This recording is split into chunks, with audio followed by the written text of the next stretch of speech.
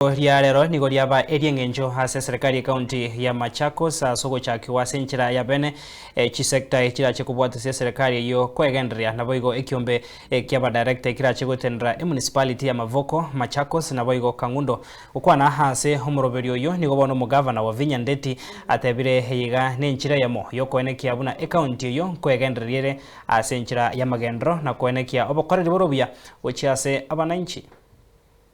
Today marks a truly momentous milestone for the county government of Machakos.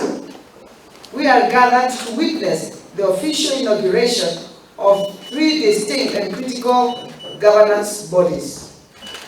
These groups will serve as indispensable pillars in actualizing the vision and mandate of my administration.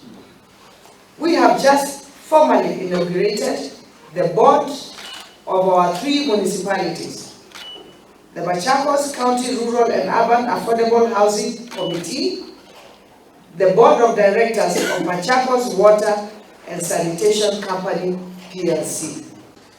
We are not merely inaugurating a new board. We are officially ushering a new era, one defined by uncompromising accountability, maximize efficiency, and dignity in how we deliver one of our life's most essential resources, which is water. The County Rural and Urban Affordable Housing Committee will be the engine driving the implementation of vital housing programs, fostering strategic public-private partnership, executing effective slum upgrading initiatives, and formulating robust investment plans in the housing sector. Interest yangu ni kazi ifanyike Machakos. I have no other interest. I've given you the boards.